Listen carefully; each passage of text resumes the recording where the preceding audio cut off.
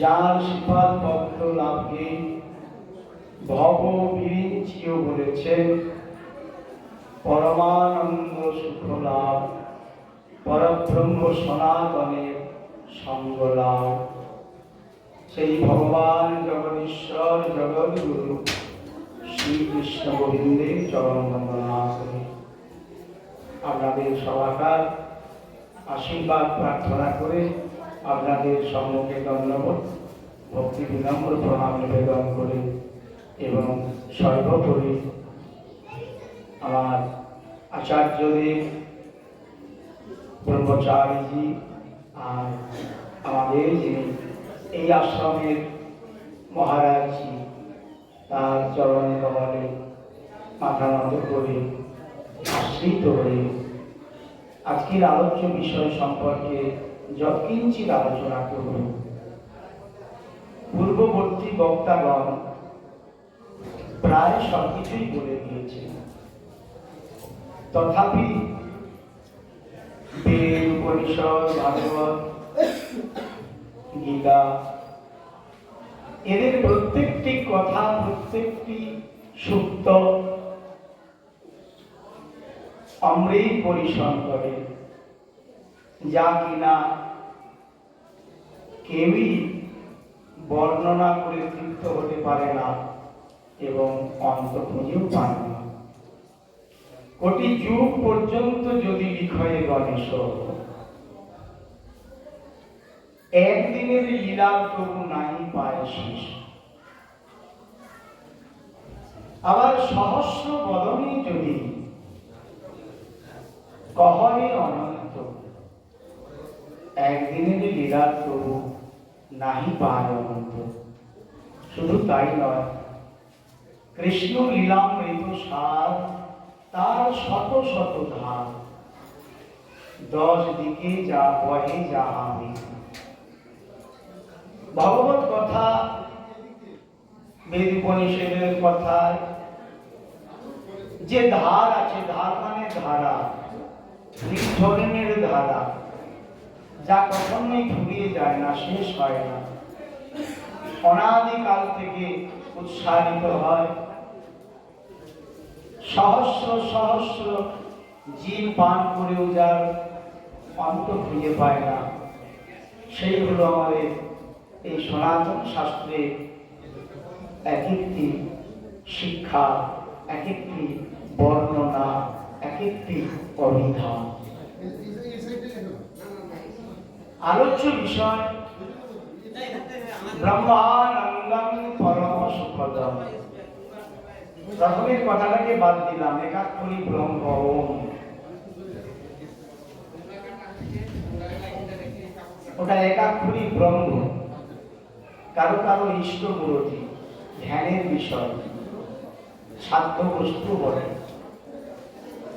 ওটাকে বর্ণনা করার সাধ্য জীবের নাই।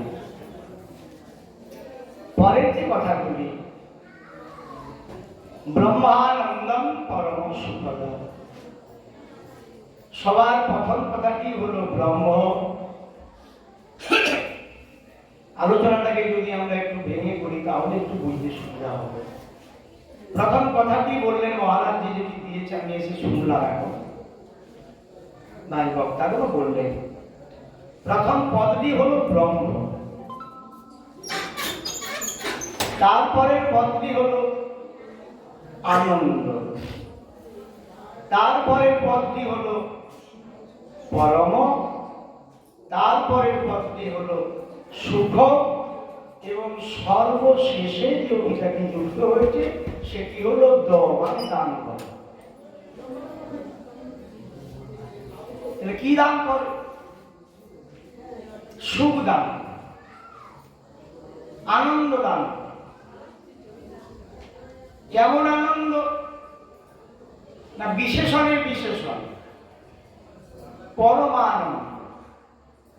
যে আনন্দের উপরে আনন্দ নয়, যে আনন্দে হয় নাই, যে আনন্দে অবসান নাই, যে আনন্দ নিত্য এবং শাশ্বত।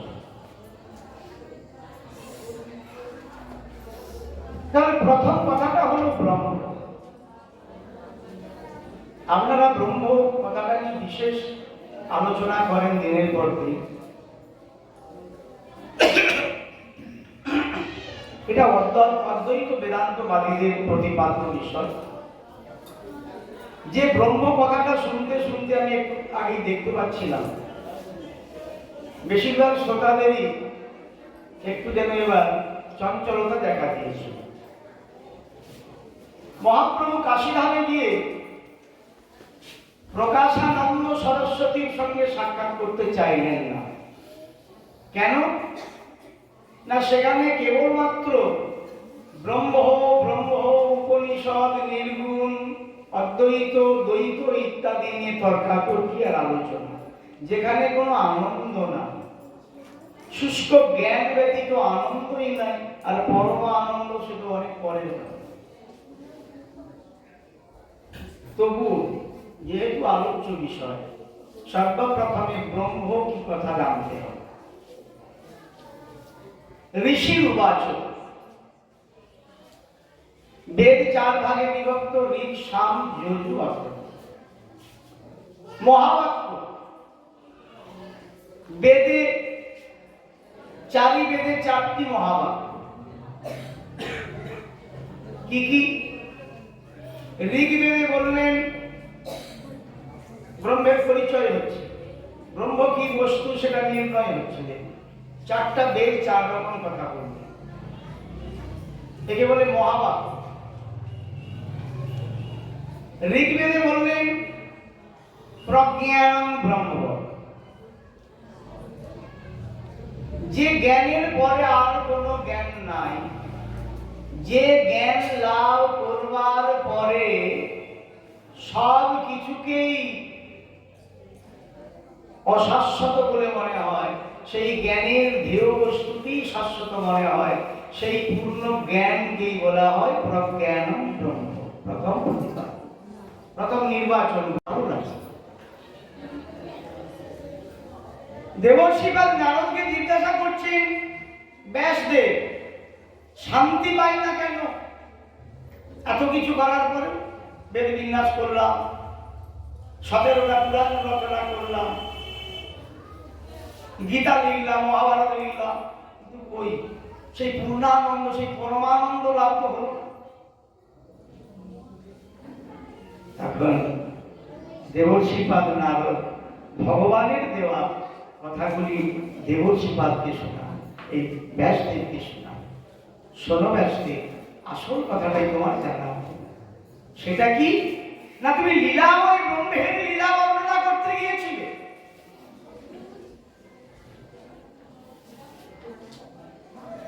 কিন্তু সেই লীলা বিহারী গোবিন্দের দেহ বা লীলা প্রকটের পর অবসানের পরে যে ব্রহ্মানন্দ অবশিষ্ট হয়ে যায়, সেই জায়গার সন্ধান তুমি এখনো পাবে।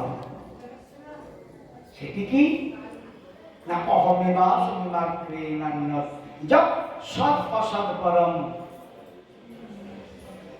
পশ্চাদহং যদেতচ্চ যো অবশিষ্যেত সো অবশিষ্য রীতি অর্থং যৎ প্রতীয়েত ন প্রতীয়েত চ আত্মনি তৎ বিদ্যাৎ আত্মরমায়াং যথা ভাস যথাতম যথা মহান্তি ভূতানি ভূতেষু চামচিশ্বরু প্রবিষ্টান প্রবিষ্ঠেন আত্মা তেষ্য অহম। শোনো ব্যাসদেব, এতাবদেব জিজ্ঞাস্যাম তত্ত্ব জিজ্ঞাসনাত্মন অন্যয় ব্যতিরেকভ্যাং যৎসৎ সর্বত্র সর্বদা। বলছে দুটো পদ্ধতিতে ব্রহ্মকে জানতে হয়, একটা হলো অন্যয় আর একটা হলো ব্যতিরেক পদ্ধতি।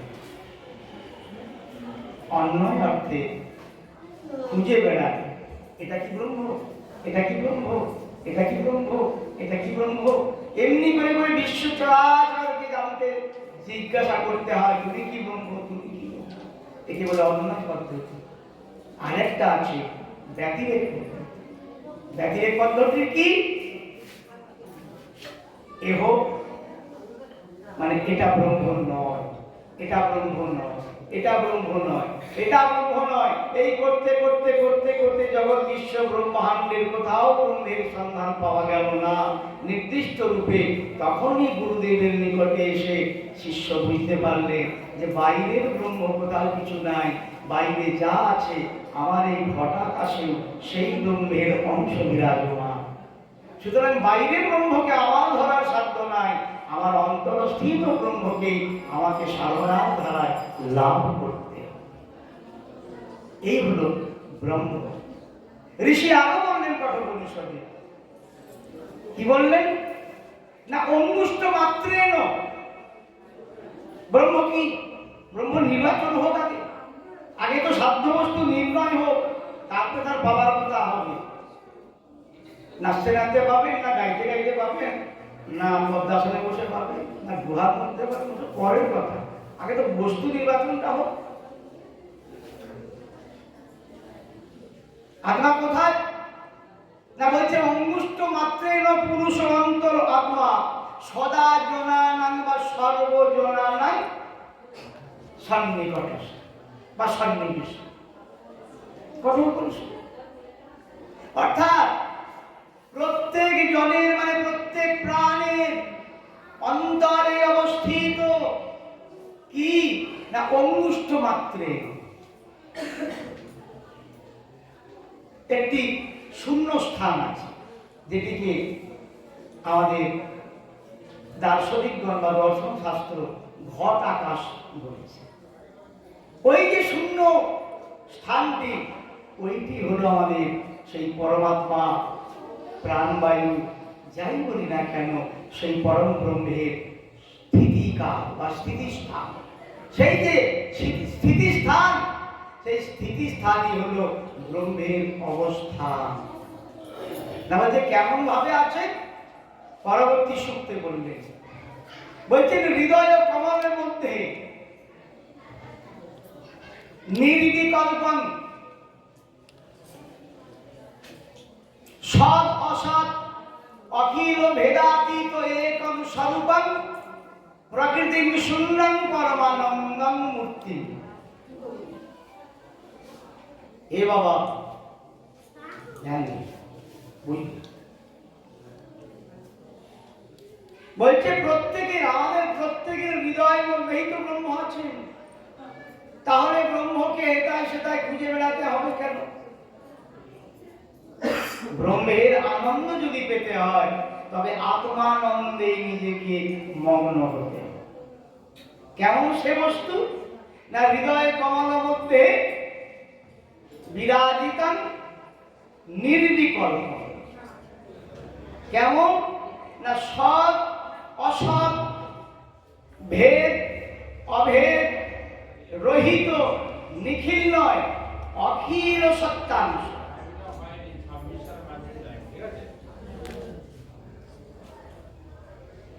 অপরূপ কথা।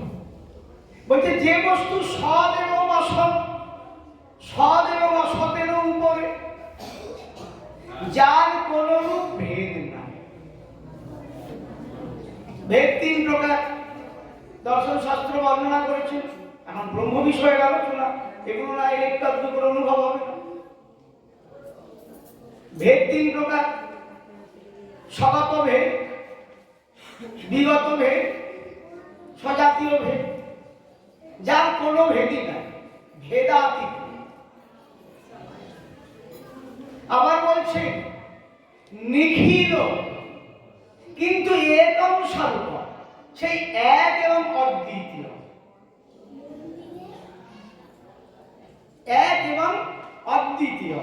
এবার একটা প্রশ্ন আসবে সবার মনে, তাহলে কি তিনি নিরাকার না তিনি সাকার? এই জায়গাটা একটা আমাদের মধ্যে ভেদাভেদ সৃষ্টি হচ্ছে, একেবারে সৃষ্টির আদিকাল। এর কখনো নিরসন হবে না। কেন? নিরাকার কি সাকার? আমরা যদি ওই শ্লোকটা দিয়ে আলোচনা করি, দেখুন এতক্ষণ পর্যন্ত কি বললেন না সৎ অসৎ ভেদাতীত, এটা বললেন। কিন্তু দেখুন শ্লোকের একেবারে শেষাংশকে যান, তাহলে সেখানে যিনি বর্ণনা করছেন এই শ্লোকটি, তিনিও স্বীকার করতে বাধ্য হয়েছেন যদি আনন্দ করতে হবে নবমী থেকে পাক করে ভিতর লাভ করতে হবে। এটা হলো পন্থা। অর্থাৎ আমার মধ্যেই সেই পরমানন্দ আছে, সেই পরমানন্দকে আমাকে দিয়েই আস্বাদন করাতে হবে। আমাকে নিরবচ্ছিন্ন ওই পরম সুখ বা পরমানন্দ দেওয়ার সাধ্য বহির্জগতের আর কারো নাই। তাহলে পন্থাটা এবার জানতে হবে। যে কথাটা প্রায় আলোচনা হয়, যার জন্যে শ্রী গুরুদেব আপনাদের আচার্যদেব এই বাৎসরিক সভার ব্যবস্থা করেছেন, আপনাদের বিভিন্ন আশ্রমে যাওয়ার চেষ্টা করছেন, সবাইকে আশ্রয় দীক্ষা ইত্যাদি দিচ্ছেন, শিক্ষা দিচ্ছেন, ক্রিয়া দিচ্ছেন। তার কারণটা কি না, উনি যে আনন্দ সাগরে আজ ডুবে আছে, সেই আনন্দটা কি করে লাভ করতে হয় সেইটার পন্থাটা শেখানোর চেষ্টা করছে। উনি কারো মাথায় হাত বুলিয়ে দিলে তার আনন্দ ভিতর থেকে এসে যাবে না, হতে পারে সাময়িক আনন্দ।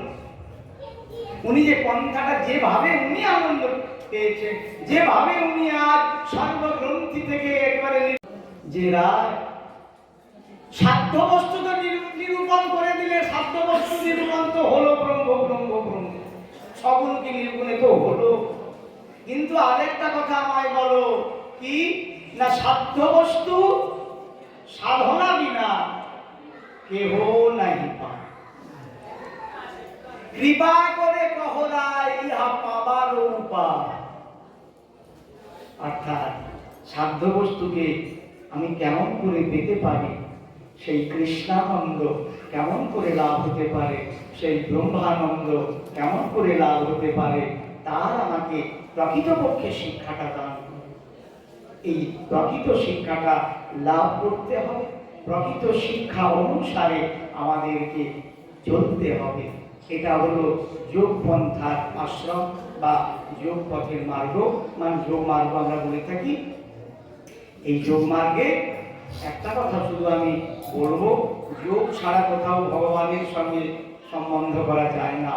তা না হলে গীতায় 18টা যোগের কথা কেন বলবে? সবটাই যোগ। কোথাও ভক্তি যোগ, কোথাও জ্ঞান যোগ, কোথাও কর্মযোগ, রাজবিদ্যা রাজগুহ্য যোগ, এত কিছু আছে। একটা কথা বলবো, যোগী কখনো কোনো একটা নির্দিষ্ট সময়ের জন্য যোগে যুক্ত হয়ে থাকতে পারেন না। যোগী সতত চাইবে আনন্দের যদি এতটুকু সে সন্ধান পায়, আনন্দের সে যদি এতটুকু সত্য সত্য আস্বাদন পায়, তবে বহিরানন্দ ত্যাগ করে সেই অন্তর আনন্দ আরো আরো আরো আরো বেশি করে লাভ করতে চাইবে। তখন নির্দিষ্ট কোনো সময়ের জন্য সে যোগাসনে থাকবে না, সে চাইবে সতত যুক্ত বা নিত্য যোগীতে পরিণত হবে। তখন অর্জুন জিজ্ঞাসা করলেন, সখা তাহলে আমরা কোন যোগী হব? গোবিন্দ বললেন, দুই যোগী হওয়া যায়, এক হচ্ছে সাধারণ যোগী আর দুই হচ্ছে নিত্য যোগী। তুমি কোন যোগী হতে চাও? হে সখা, হে বিষ্ণুর বংশোদ্ভব, আমি নিত্য যোগী হতে চাই। নিত্য যোগী হতে চাও? তবে শোনো, নবম অধ্যায় রাজবিদ্যা রাজগুহ্য যোগের চতুর্দশ অধ্যায় দিয়ে শ্লোকটা দিয়ে আমি এখানে আলোচনা শেষ করব। ভগবান বললেন, অর্জুন, নিত্য যোগী হওয়ার একটাই মাত্র উপায় আছে। সেটা কি না, কোনো নির্দিষ্ট বিশেষ উপায় নয়। কেবলমাত্র নাম সংকীর্তন, কেবলমাত্র বিগ্রহ দেবার্চনা, কেবলমাত্র পূজা, কেবলমাত্র নমস্কার, কেবলমাত্র পরিক্রমা, কেবলমাত্র প্রাণায়াম না, সবটাই প্রয়োজন। কোনো একটার দ্বারাই নিত্যযোগী হয়ে থাকা যায় না। নিত্যযোগী হতে গেলে কি করতে হবে? ভগবান ওখানে বললেন, অর্জুন, সততং কীর্তয়ন্ত মাম যতস্তস্য দৃঢ়ব্রতা। আর কি না, নমঃসন্তস্য মাং ভক্তা নিত্যযুক্তা উপাসতে। যদি নিত্যযোগী হতে চাও, তবে সব গুরু শিক্ষা অনুসারে আচার করো। আজকে এতক্ষণ পর্যন্ত আমি প্রথম থেকে এসে গেছি, পিছনে বসে বসে আমি আপনাদের দর্শন করছিলাম, শ্রবণ করছিলাম, ও আনন্দ পাচ্ছিলাম। কেন না, এও একটা যোগ। এটা কোন যোগ? এটা হলো শ্রবণ কীর্তন যোগ। আপনারা শ্রবণ কীর্তন যোগে এতক্ষণ ছিলেন। বা আছেন, আরো কিছুক্ষণ থাকবেন, এইরকম ভাবে নিত্য যোগী হতে হবে। অর্জুন বললেন, যদি কোনো কিছু করতে না পারো তাহলে নমস্তন্তস্য মান নিত্যম। কিছু যদি করতে না পারো তবে আমাকে নিত্য নিত্য নমস্কার করো। পঞ্চঙ্গের নমস্কার দণ্ডবত, অষ্টাঙ্গের নমস্কার দণ্ডবত। যদি এটা সবসময় করতে না পারো, অন্তত পক্ষে মনে মনে আমার কাছে আত্মসমর্পণ করে নমস্কার করো। এমনি করে সর্ব রকমের ঈশ্বরীয় বা ব্রহ্ম কর্মের দ্বারা শ্রী গুরুপাদ পদ্মকে অন্তরে ধারণ করে, সেই ব্রহ্মপাদ পদ্মকে হৃদয় কমলে ধারণ করে তুমি সতত আমার সঙ্গে যোগে যুক্ত হয়ে নিত্য যোগী হয়ে যাও, পরমানন্দ লাভ করো। এই কথা বলে আজকে সংক্ষিপ্তভাবে এই ব্রহ্মানন্দের আলোচনা আমরা করলাম। আমি আবার সভাপতি মহাশয়ের নিকটে আমাদের নাম ঘোষণা করবেন, আপনারা কৃপা করে শ্রবণ করতে থাকুন, আনন্দ সাগরে থাকতে থাকুন এবং আমাদেরকে আশীর্বাদ করুন যেন আপনাদের মতো আমাদের এমন গুরু